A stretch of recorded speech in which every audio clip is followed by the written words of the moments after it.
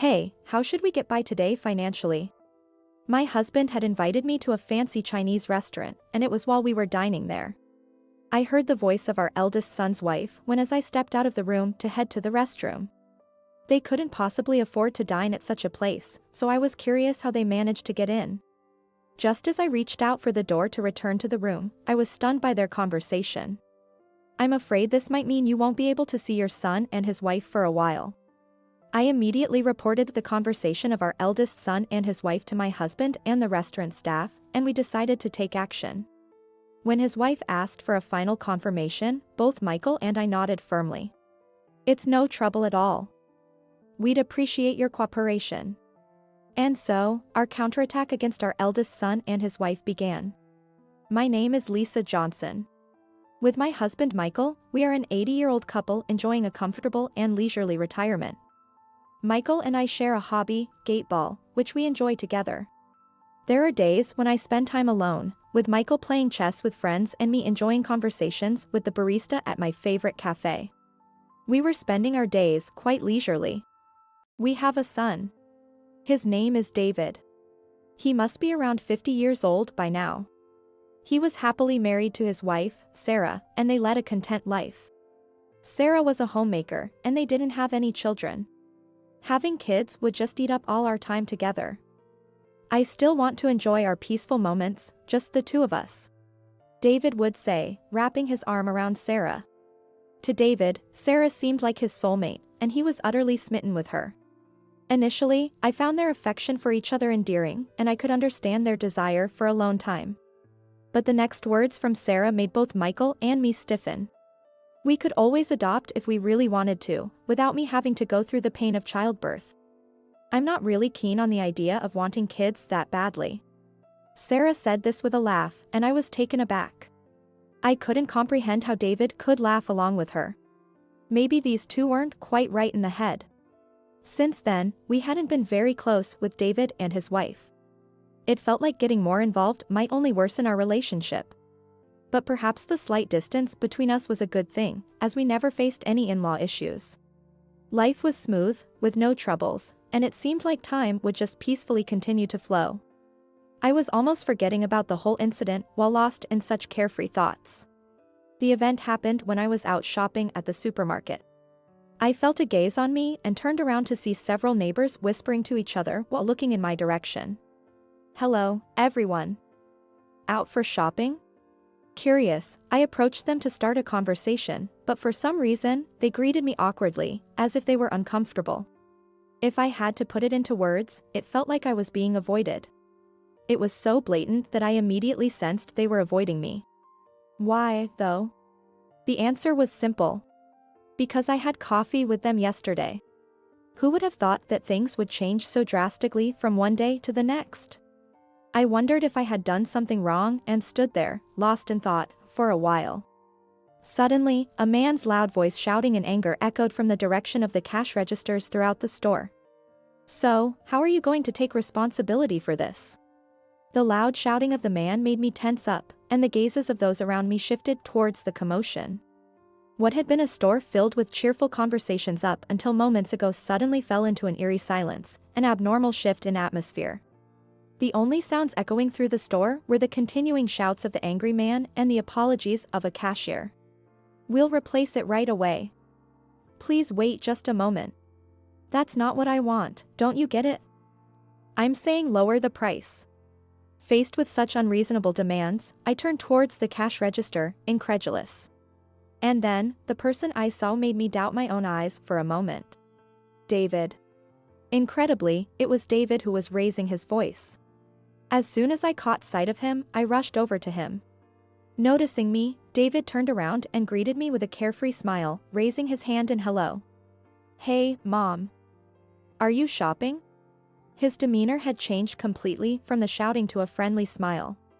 David had always been kind to family but harsh to others, a trait that seemed to have intensified with age. No, it's more than that, he seems to have forgotten how to behave as a person. That's the impression I got. Why are you shouting so loudly? There was a bug in the cabbage I picked up here. I almost ate it without noticing. A complaint or two is only natural, right? He must have realized I approached him not just to say hello but to intervene. Upon this realization, David's response changed dramatically. He began to explain the situation to me in a hostile tone, clearly seeing me as an adversary.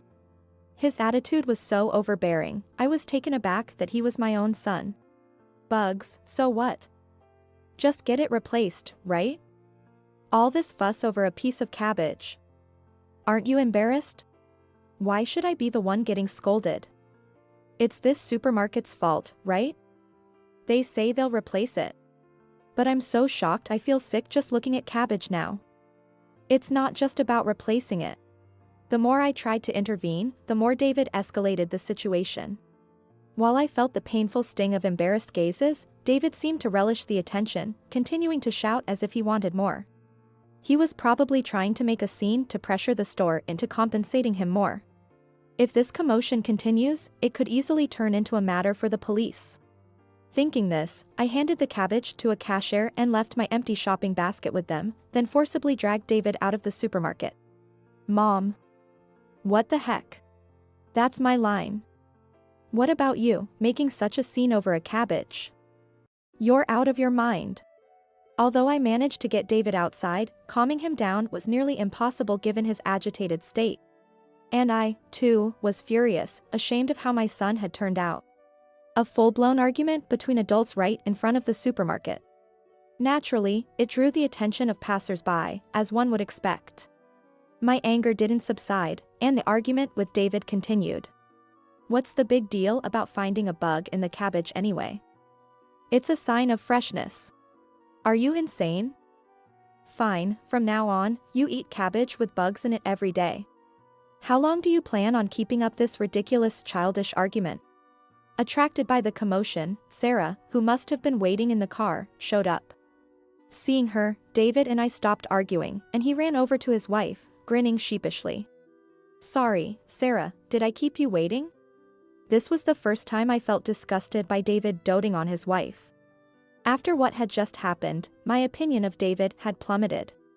I've waited so long. Did you get the money? Sarah's tone was domineering, a side of her I hadn't felt before. Well? Mom got in the way. What? Don't tell me you didn't get it. Sarah looked down on David as if he were a servant, her tone rough and aggressive. I was speechless at her behavior, so unlike the woman I thought I knew. Sorry. I'll go back and try again. Don't need it anymore. How long do you plan to make me wait? Sorry. Against the harsh Sarah, David seemed as small as a cat with its neck pinched. I was at a loss for words. As I stared at them in bewilderment, Sarah turned her gaze towards me.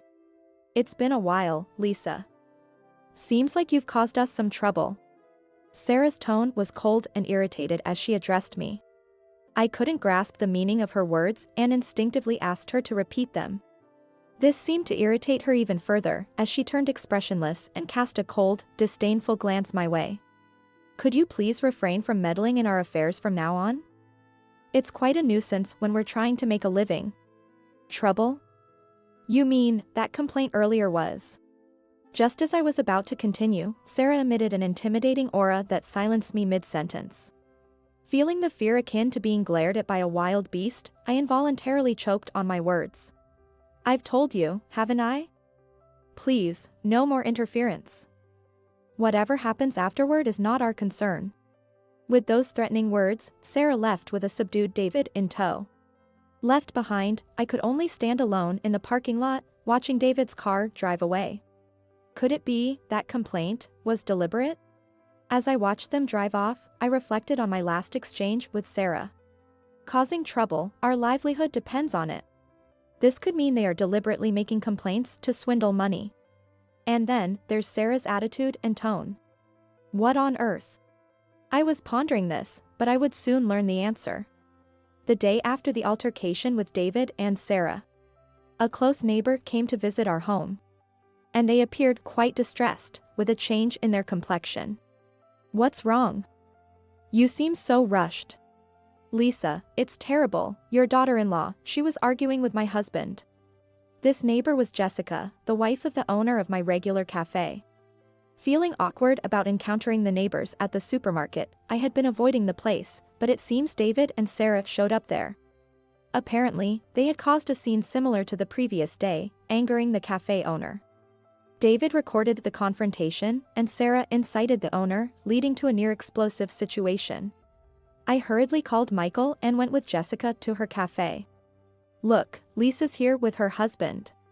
Oh, Michael and Lisa. What's going on with your son and his wife? They're causing trouble at my cafe. We immediately apologized, knowing the cafe owner. We're so sorry. We'll take them home right away. It's you again, huh? David clicked his tongue, and Sarah muttered something in annoyance. Despite the rising anger, I wanted to resolve the situation more than anything. What's with that attitude? You're married into this family, aren't you? How dare you speak to your mother-in-law like that? The cafe owner, still caring for us despite the situation, moved me.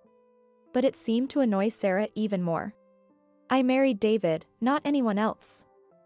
That's all that matters to me. And serving such awful food to your customers, what were you thinking? What? You still have the nerve to say that? The cafe owner was about to confront her, but Michael calmed him down, apologizing deeply on the spot. We're truly sorry. We'll make amends for this rudeness at a later date. There are other customers here. Please, let's calm down for now. Michael apologized deeply. Seeing this, the cafe owner's anger subsided, and he asked us to just take David and Sarah home, saying that he didn't need any payment for the moment. Silently, my husband and I took them back home and led them to the living room. As soon as she sat on the sofa, Sarah sighed heavily, looking exhausted, while David seemed anxious, trying to appease her mood. Do you even realize what you've done? It was Michael who spoke up quietly. His expression was blank, yet his voice carried a tinge of anger. I had never seen Michael like this, even after all the years we've been together. It was so frightening that I, sitting right next to him, couldn't help but shiver. What do you mean? I just complained about the taste, that's all. I just didn't want to pay for such awful food. But Sarah was unfazed by his tone. Instead, she glared back defiantly, insisting she was in the right. What you're doing is a professional complainer. That store is run by a dear friend who has been very kind to us. So what? That has nothing to do with us. Facing Sarah, who seemed immune to common sense, Michael's anger only grew. I thought it wouldn't be good to give in to anger at this point. So, I decided to intervene in their conversation. Sarah, weren't you making our son do the same thing at the supermarket yesterday? Are you deliberately lodging complaints to skim money off? I voiced my suspicion. Between what happened yesterday and today, it's clear their actions are beyond common sense. They're nitpicking to get things for free. And their behavior is so extreme that no other explanation seems to fit. At this, Sarah burst into laughter. She laughed so hard she started to tear up, leaving both Michael and me dumbfounded. Lisa, you're quite sharp, aren't you? Exactly, if there's a way to eat cheaper, wouldn't anyone want to? I don't see what's so funny about that.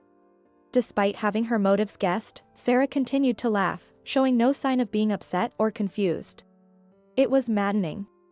Her behavior left both Michael and me at a loss for words.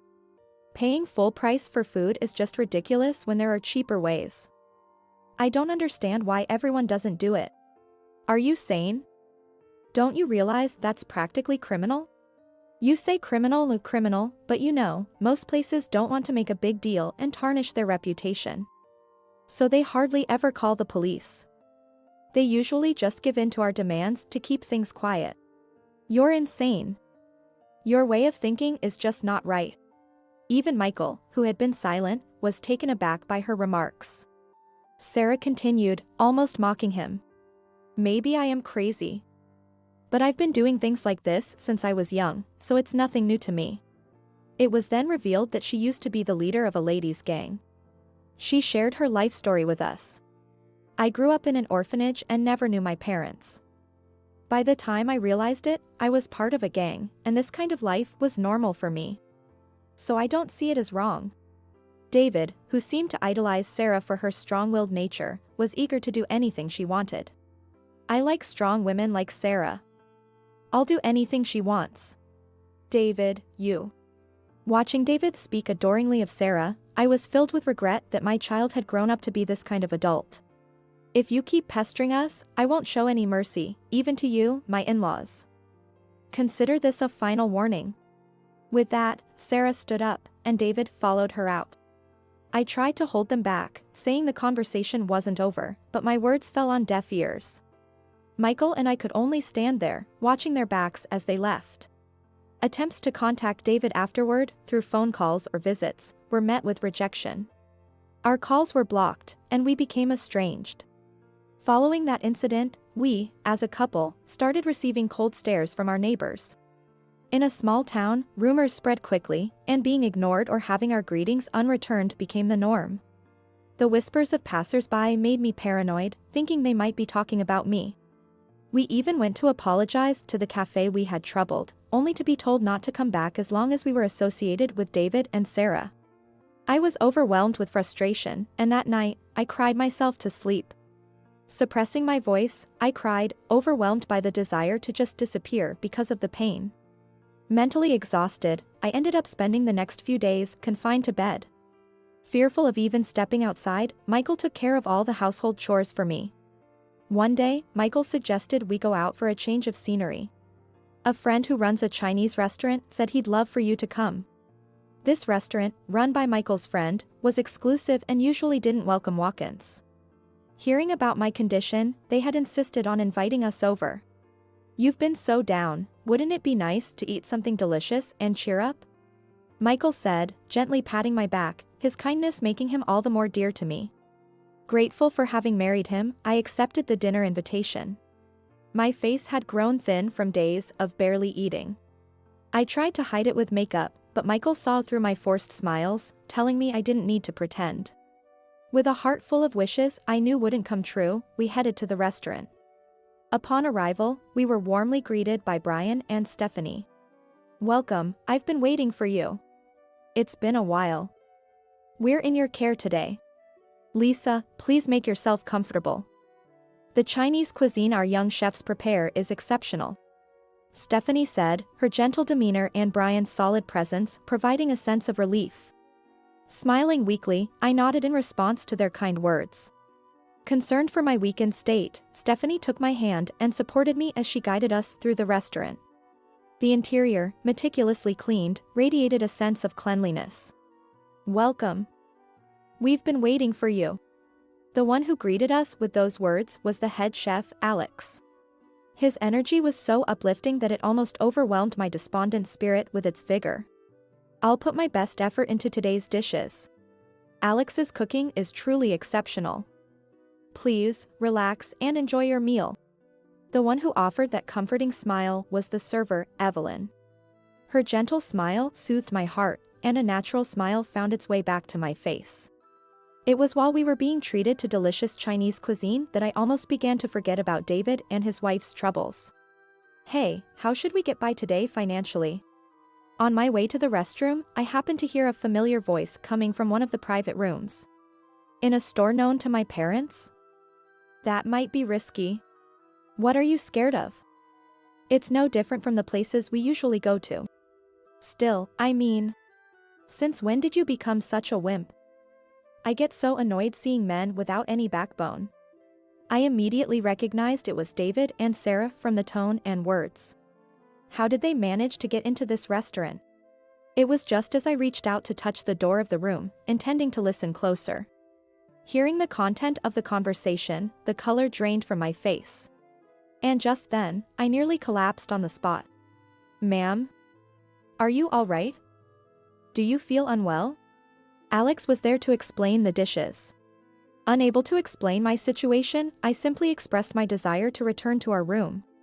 But in my weakened state, walking was a challenge. Upon hearing this, Alex hesitated before saying, I'm sorry, it might not be appropriate since you're a lady, but... Considering the emergency, he gently lifted me and carried me back to the room.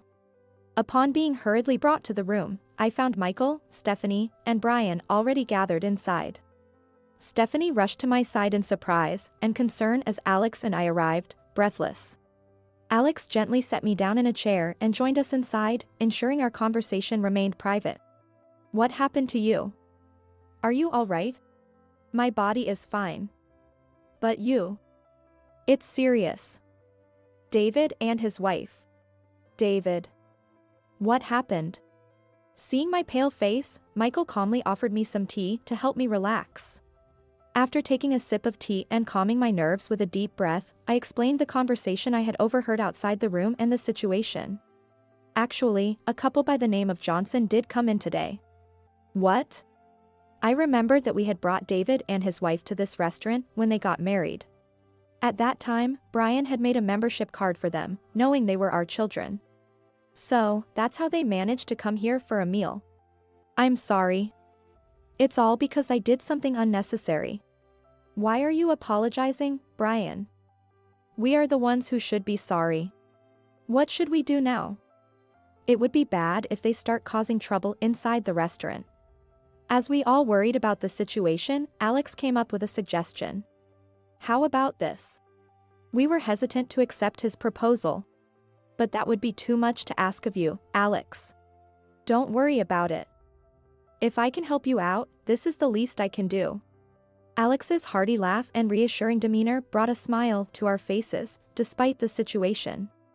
But doing this might mean you won't be able to see your son and his wife for a while. Stephanie looked at us sternly, making sure we were ready for the consequences. Michael and I exchanged glances and nodded slightly. It's all right. If you can help us, we would greatly appreciate it. Are you sure about this? Yes. We can't stop them on our own. Please, we're counting on you. And so, our counteraction against David and his wife began.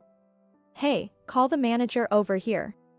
As expected, Sarah started shouting in the restaurant, causing other customers to peek out from their private rooms, wondering what the commotion was about.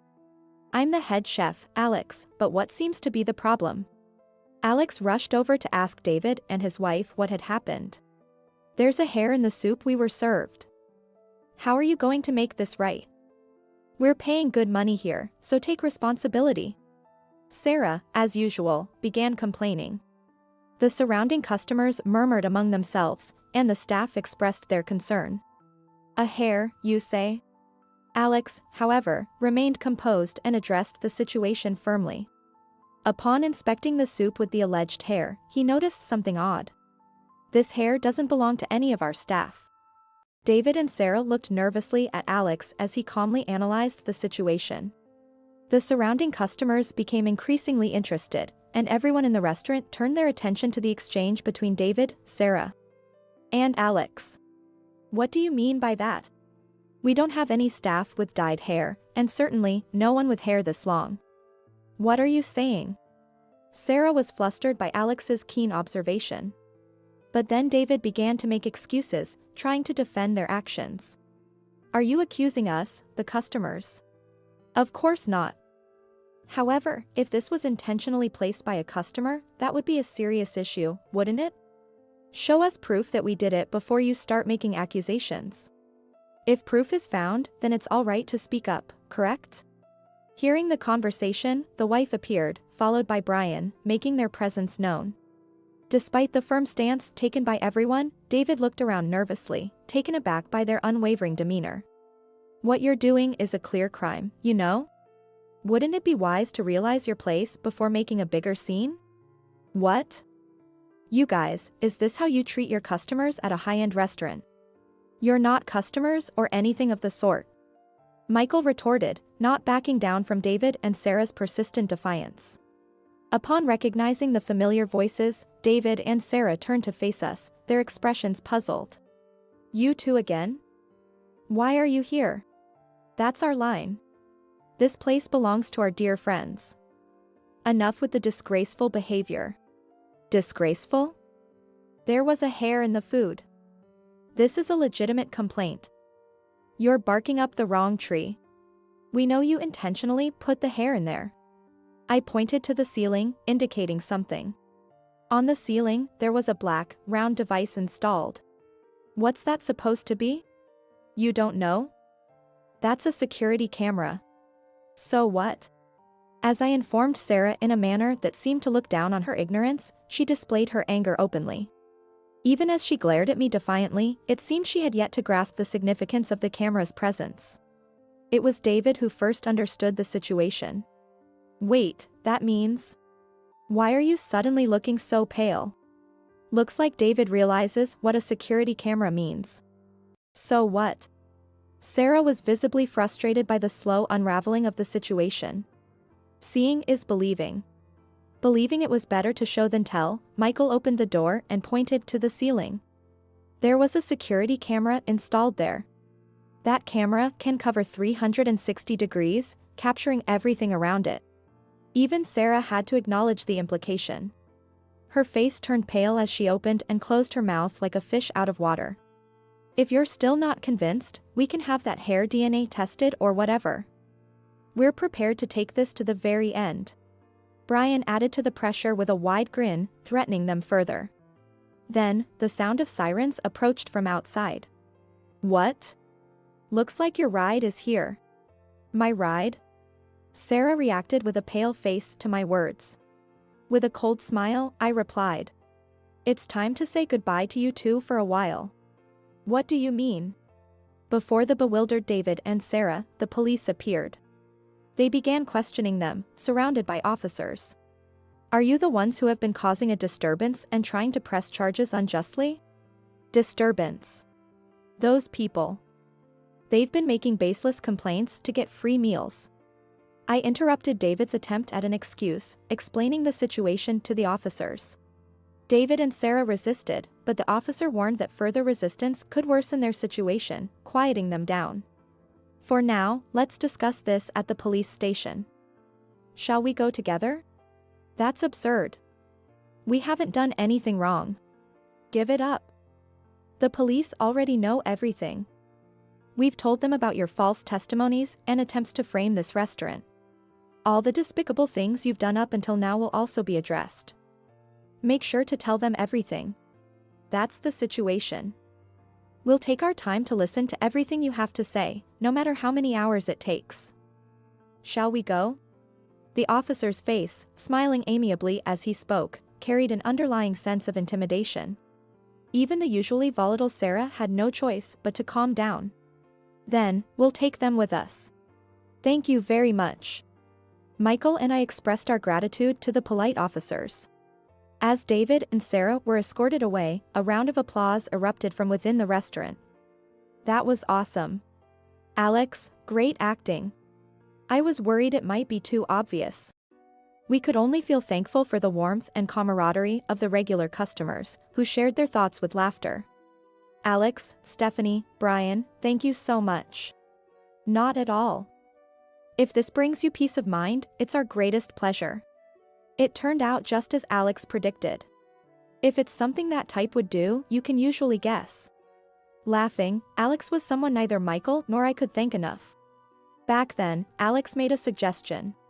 It was to unsettle David and Sarah with a bluff. We do have employees with dyed hair, and while that is a security camera, it doesn't cover 360 degrees. I was worried they might know too much. It was a gamble, but I'm glad it worked out. All thanks to Stephanie, Brian, and everyone's cooperation. Thank you very much. As we expressed our gratitude, warm voices from around the restaurant told us not to worry about it. The restaurant reassured us not to worry, explaining the situation to the customers and staff, who all supported us. We had asked for help in case David and Sarah caused a scene, and everyone acted out their parts perfectly. Let's resume our enjoyable meal. Today, it's on the house. Brian's generosity brought joy to everyone, allowing us to spend a delightful time together. Subsequently, David and Sarah were sued by the restaurant and faced a significant compensation claim. The case went to court, and it was highly likely that they would receive actual prison sentences. Moreover, a video of them quarreling with the cafe owner, which they had posted on social media, came to light. They were sued for this as well, and their notoriety spread throughout the town. Naturally, it became difficult for David and Sarah to continue living in the town, and they ended up leaving as if fleeing. Michael and I pondered how we could repay the kindness of both the cafe and the upscale Chinese restaurant. We decided to use social media to highlight the positive aspects of both eateries.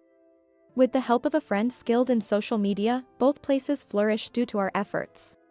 We managed to reconcile with the neighbors and can now enjoy tea there as a couple once again.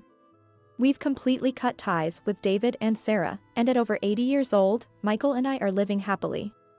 We have no interest in what became of David and Sarah, as our days are filled with joy. This incident has deeply reinforced the lesson that seeking easy rewards can lead to dire consequences.